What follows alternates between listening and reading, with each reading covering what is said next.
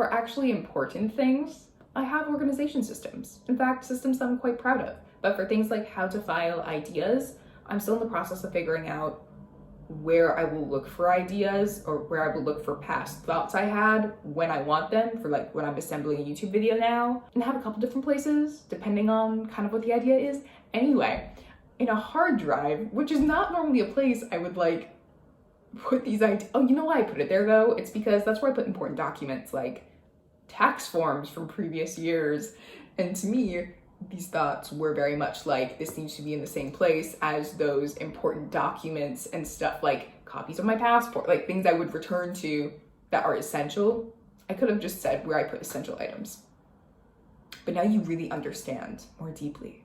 I'm like, oh, well, I'm trying to film a video right now about why I chose accounting. Scroll, scroll, scroll. Oh, what is this accounting reasoning? Accounting reasoning 1 out of 3, 2 out of 3, and 3 out of 3.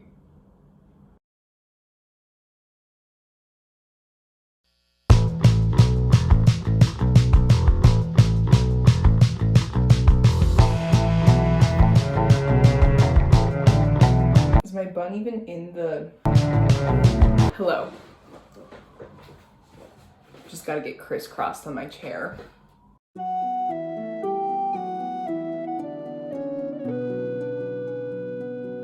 Okay, so first, I never thought I would have done accounting because I took an accounting class in undergrad and failed. But because accounting was not in a major or minor I was taking, I was allowed to take a pass-fail. Didn't end up counting into my GPA. I'm still glad I tried it because before that class, I knew literally nothing about accounting. In fact, what drew me to taking that accounting class was some curiosity about, did I just say curiosity? I was interested in this accounting class in undergrad because it was a prerequisite or part of the entrepreneurship minor. Now in retrospect, I'm like, kind of cool that my university is was offering a minor in entrepreneurship, but I'm also like, isn't that sort of counterintuitive? Like the very nature of entrepreneurship is figuring things out as you go, not really in a, you're gonna study it first setting. Like I feel like studying and entrepreneurship are kind of opposites that can certainly complement each other. You see, this is why I should have done an entrepreneurship minor to figure out what it was. Yeah, did not make it through accounting. It may have had something to do with that I met my then boyfriend at the time and we were like pulling all-nighters driving around Los Angeles finding the best tacos.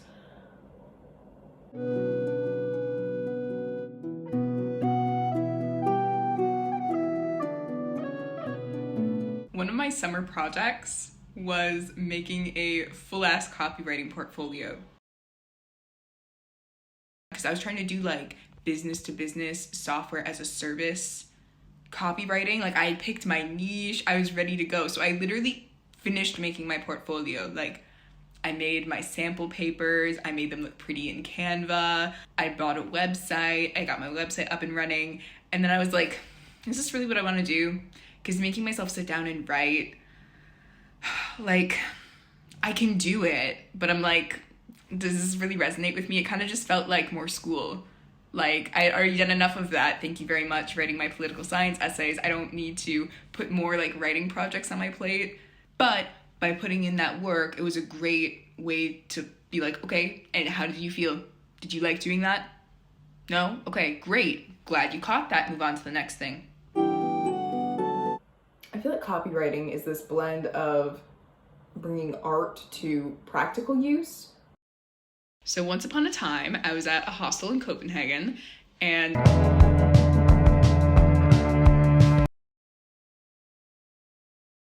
I'm in like the dining area of the hostel in Copenhagen eating my breakfast, and behind me at another table, I hear people talking about Norway. So of course, you know, it being a hostel and all, I turn around and I'm like, I was just in Norway. Are you guys going there? Like, what are we talking about with Norway? Anyway, so I joined the conversation, and then the conversation shifts to people talking about what they're doing that day. Oh, I'm gonna walk over in this part of Copenhagen. Oh, I'm gonna go check out this. Oh yeah, you should totally do that. I did that yesterday. And I wanted to go, you know what my task was for the day? I'm like, I'm gonna go find 0 drop wide toe box shoes because I really needed new shoes. My shoes were like very in need of replacement. I was really nervous. I was about to step on something sharp and like my foot was not going to be okay. So it was like gotta fix this as soon as possible. And someone else at the table is like, oh, that area, yeah, I was gonna walk through there. Do you wanna walk together? Explore the city a bit? And I'm like, heck yeah, making friends in hostels. So as you do, you share your entire life story with this person you just met. And this guy, I was gonna be like, he was like a real adult. And I'm like, what does that even mean, Devin? You're a real adult now, you're 24. So as a young person, he made a decision to be a professional drummer. He's like, this is what I'm gonna do. And he said his parents were not really supportive of it, at least at first. And now, like this many years in, he's like, I've made it work. I do this professionally. And sometimes, I mean, I don't regret the choices I've made. It's fantastic. And it's so cool that I was able to like make my dream into a career. Because how many people can do that? Or how many people can how many people can say that they did that? But on the flip side, he explained that because he put time, effort, money into training for his profession, essentially, sometimes he takes drumming gigs, because I guess sometimes bands tour and then they need like a local drummer or something. I don't know if I fully understood the context, but he said sometimes he takes gigs even if he doesn't really like the band's music. And I'm like, huh. Like, if that were me, I don't know if that's a choice that would, like, sit well with me. Like, not liking a band's music. I mean, I guess that there's different levels of not liking. But I'm like, if you don't love what you're doing, then what's the point?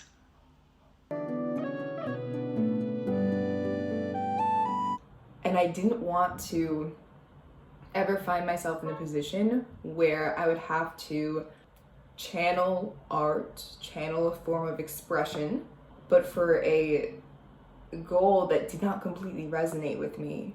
It feels almost unholy, I guess. But yeah, maybe I'm just really idealistic and still waiting for life to smack me in the booty. Can you hear my laptop going, what else did we want to talk about?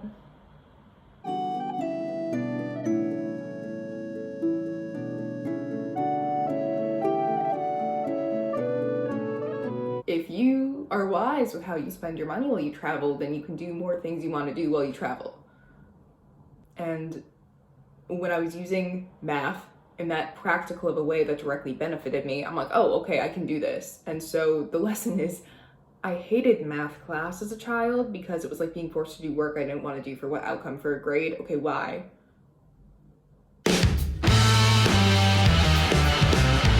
Devin looks at math problem. She doesn't know how to solve it. I don't know, I think I have to switch not to third person. I see a math problem. I'm like, I don't know how to solve this. Frustration. Or I look at the math problem and I'm like, oh, I know how to do this. Why are you making me practice it? Like, I already know how to do this. What's the point? And then in between these two extremes was a very narrow space where math was like kind of okay sometimes. But when it's to do things I want to do, that's pretty cool. As a sort of baby step into accounting, I found a course on Coursera, UPenn's Introduction to Financial Accounting. And I'm like, okay, Devin, let's block out a month and a half. If you can sit down and do this course for 3 hours a day, 5 days a week-ish. I guess I don't remember exactly what timing I decided on, but the point is I was trying to simulate what a online master's program might be like. So I'm like, if you can do this baby step, depending on how you feel about it, then we might apply to a master's program.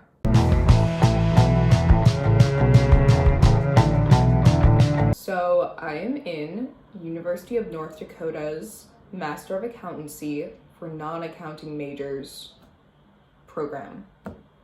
So far, so good. I certainly have feedback ideas. That is a whole nother video.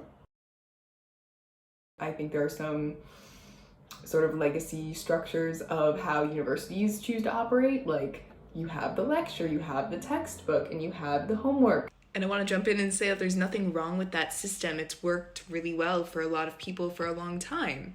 I just see a different, potentially better for a lot of people option. And I'm like, why doesn't everyone else see this? And I'm like, but it's an online course. You don't have to follow it's not as if we were in person and you're just making it online. This isn't pandemic era Zoom school. Like, you have the opportunity to create a whole nother way of learning. And you're a university with lots of resources at your disposal. Anyway, we'll get there. Also, do I know anything about education? Not outside of my own experience in the education system and taking teaching English as a foreign language course. The point is, overall good. That's why I'm choosing to continue. That's why I haven't dropped out yet. I think it's pretty cool that I can literally live in Hungary and get a United States degree and work at my own pace, kind of, within the timeline structure of how university works. Can you hear the hairdryer or vacuum in the back? If you can, I mean, this is my life. Where's the blender? Okay, well, I should really keep talking because the sun's gonna go down at some point. The reason I have my laptop out is because I have my UND application essay pulled up because this is all of my points.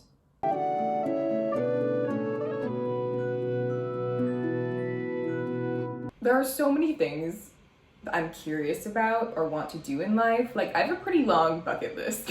What am I interested in? I like teaching English. I liked essay writing tutoring. I have found genuine enjoyment in certain customer service jobs, or at least certain aspects of it. I like making YouTube videos. I like learning to play the guitar, and I love singing. Are any of these things known for making a lot of money? Maybe, in certain ways. With most of those, it's like you put in your time and it may or may not work out in terms of making money. And I'm like, that's not good enough for me. I want financial security.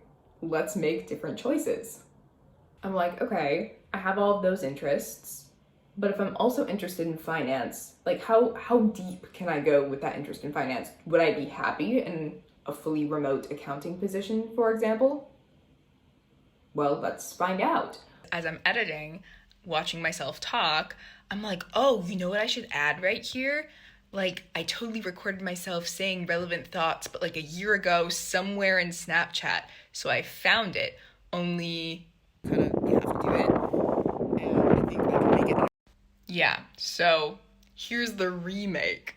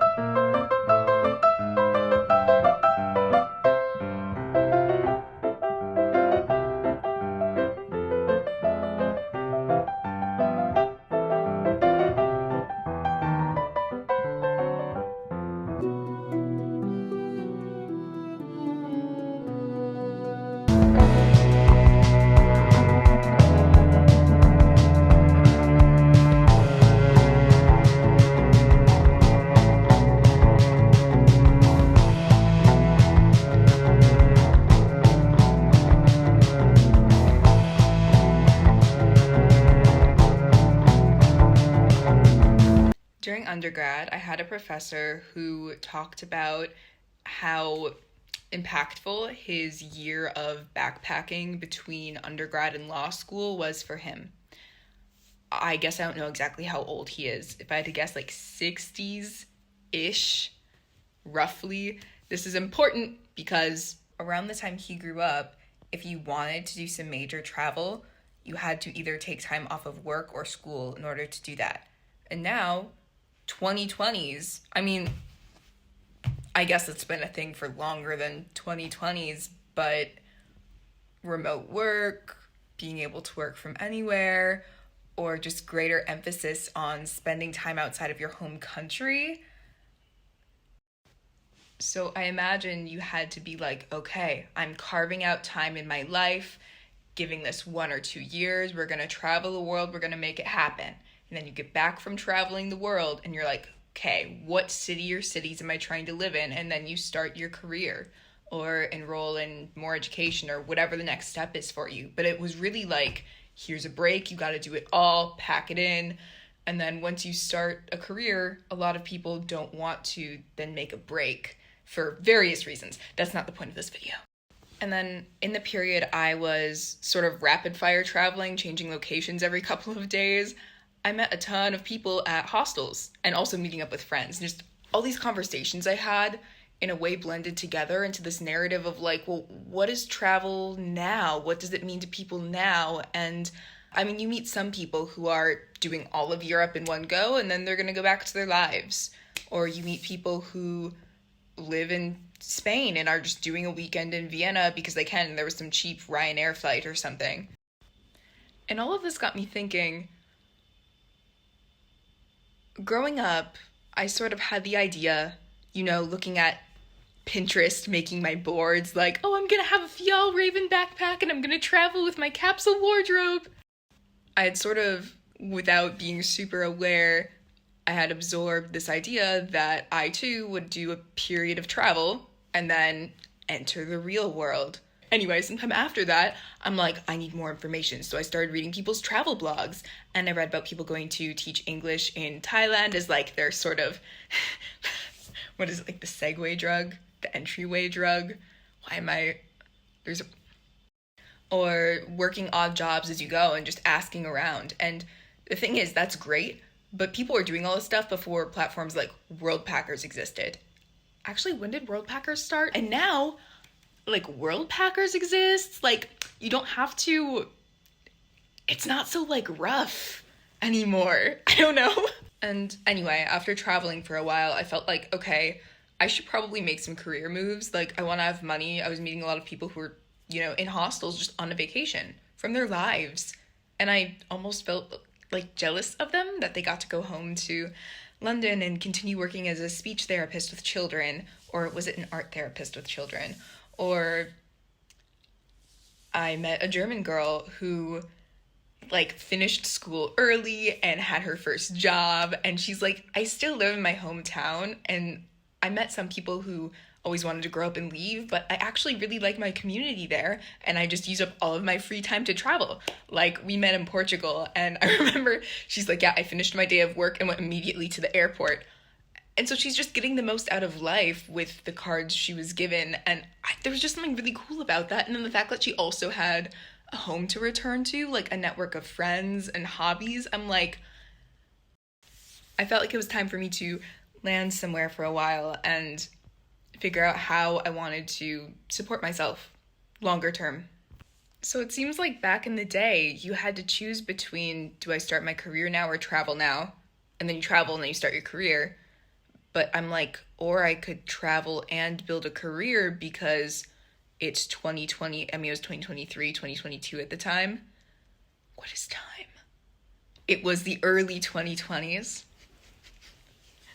It's 2024. That's still in the first half. Anyway, it's the early 2020s. You no longer need to decide between building a continuous career and having, like, not breaks in your work because you can work remotely from anywhere and travel. Now, working remotely while traveling is a whole other thing and, like, might be a good fit, might not be. Like, do you really get the most out of a place if you know that you have to, like, sit at your laptop 8 hours a day? But if you're traveling with a significant other or some friends and you're all, like, on the same schedule, like, yeah, we're gonna do our work during the day and then go out and be tourists in the evening and we're just in a new place rather than at home. Like, great, that's cool. But in my own experience, this could be a different video. When I was like, yeah, I'm gonna teach English online and hang out in Budapest. That was like Devin in Budapest 1.0. It was like not everything I thought it would be. But that's how we figure things out. When I was in the process of getting Hungarian citizenship, I'm like, how does this affect me with taxes? So then I was reading more about tax code. I was very intrinsically motivated. Like, who will I owe taxes to? I don't want any tax body in any country coming after me because I messed up. Okay? Like, I want to pay you taxes, but why do you make this so hard to understand? The tax treaty that's been in place since the 1970s is now ending between Hungary and the United States. Cool, okay, how does that affect me? I guess I'll pay a Hungarian tax advisor, let's figure it out. Okay, I'm in Hungary for more than 183 days. How does this work? 1 year I was here, tax treaty enforced. Next year, tax treaty not enforced. Do I have a home in one or both countries? Where's my center of vital interests? Well, all of my family's in the United States. I don't have a Hungarian bank account. Like, how? And I reached a point where I'm like, should I just get a degree in this? I was already spending a lot of time looking into tax implications, or like, what if I wanted to have my own business? Would it be better to do that in like Germany or Portugal?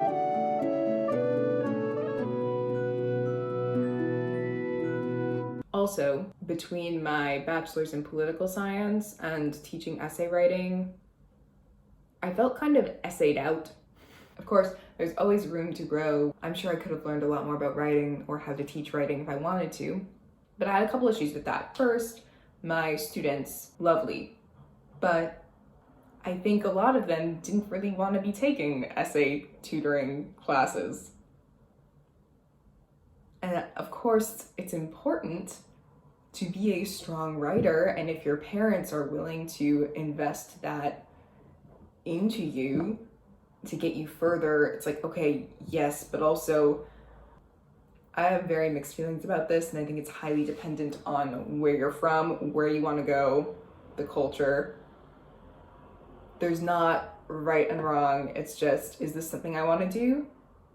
I liked the work. I did not like when I would get on a video call with a student and they were clearly very tired. I'm like, oh, how are you doing? Like, what's going on? And they're telling me about their really busy week.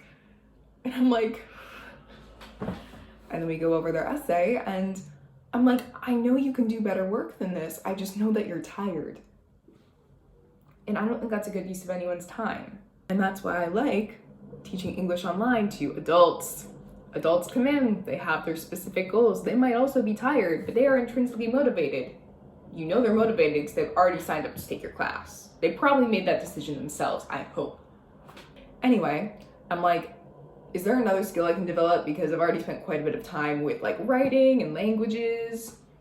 Accounting seems practical. In the past, I was like, oof, accounting, stay away from me. But when I thought back to that phase of my life, I'm like, well, I had different priorities. And now I'm like, well, what's a skill set that's broadly applicable that will potentially lead to opportunities to be self-employed, to freelance, work remotely, have more control over my life, maybe even build a business.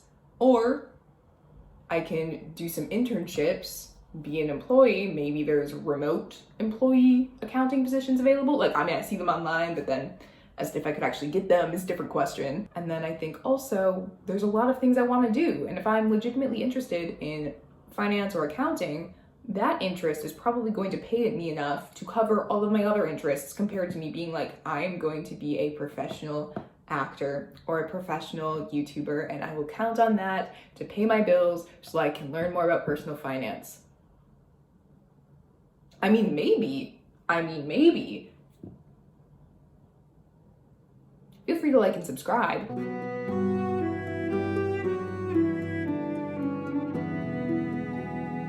Also, accounting has so many applications. Some people suggested to me, oh, well, you could do government accounting, you know, with your background in political science. I'm like, oh yeah. And not only in the United States, in a lot of other countries, accountants are in demand. It is a known thing where some people choose to work only tax season and then take the rest of the year off. And I was like, I'm listening.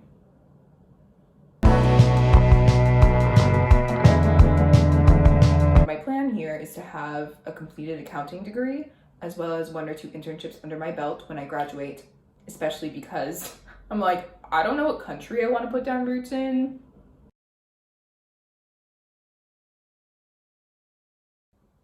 So another thought I had was I might do this accounting degree and then not directly use it, but maybe through doing the accounting degree and internships and whatever other ideas I had, like, well, I'm gonna be a self-employed bookkeeper. Maybe I will do all of those things and figure out that each of them is not right for me for a different reason, and that's okay. And then I know, because if I hadn't tried to step into accounting and I had, for example, just done bachelor's degree political science, TEFL certificate. Okay, let's use the TEFL certificate to teach English. While I'm sure that would have been very rewarding and fantastic in some ways, I think in the back of my mind, I would have been like, but can I make more money for my time? Or I'm curious about finance. Why didn't I try and explore that more? And so if anything, the value in this accounting chapter of my life will just be in having explored that and being like, now I know. In short, I just came to the conclusion that how would this be a waste of time? Even if it sucks, it will not have been a waste of time. The point is, did I make the best decision I could with the information I had at the time? Yes? Okay. Then move on. I mean, yeah, there's probably some lesson to be learned, like,